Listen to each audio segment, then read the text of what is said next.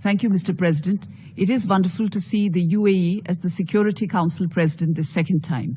We also warmly welcome the presence of Her Excellency, the Minister of Climate Change and Environment of the UAE. Mr. President, India agrees that climate change is the defining challenge of our times. The recent IPCC report has underscored that human activities have unequivocally caused global warming, and that vulnerable communities who have historically contributed the least to current climate change are indeed disproportionately affected. Vulnerable communities include those that are spread across conflict regions. For many of them, generations have passed in unending conflict. Conflicts in many of these regions, along with challenges associated in nation building, are rooted in a colonial history of exploitation and continue to be exacerbated often due to external influences. Mr. President, there exists little scientific correlation or evidence of the impact of climate change on peace and security. Thus, any attribution of cause of conflict to climate change is nothing but oversimplification.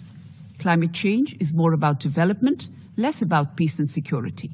We continue to believe that choosing to place this in non-mandated forums, especially those where all members do not sit in an equal footing, may undermine the larger cause of securing climate justice.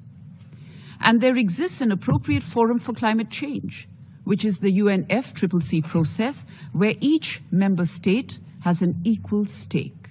This is a forum where the voice of the world's smallest and most vulnerable nation threatened by climate change carries an equal weight with that of the world's greatest emitters. We continue and we need to be cognizant, Mr. President, that the UN Security Council has been mandating peacekeeping operations in situations coming under the ambit of Chapter 7 of the UN Charter. Peacekeeping operations will be effective by being clear-eyed on their primary calling and not by delving into non-mandated issues such as climate change.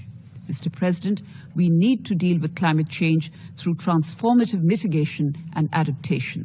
The scientific evidence in this case overwhelmingly reveals that current global financial flows to tackle climate change adaptation and mitigation are highly insufficient, especially in developing countries.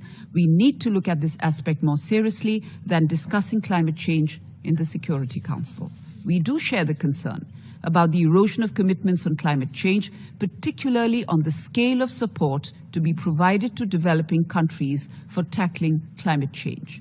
Finance, technology transfer, and capacity building are fundamental pillars of the Paris Agreement. There are efforts to double count, dilute, or divert resources in the garb of climate response. We are also seeing unilateral protectionist measures under the pretext of environmental concerns. Accelerated financial support and addressing inequities in access to finance, including its costs, terms and conditions, will help address vulnerability to climate change. A global transformation to a low-carbon economy is expected to require an investment of at least $4 to 6 trillion per year. COP27 called upon developed countries to inter alia accelerate the development, deployment, and dissemination of technologies. The Loss and Damage Fund must see a decisive finalization at COP28. India will always be a champion for real climate action and serious climate justice.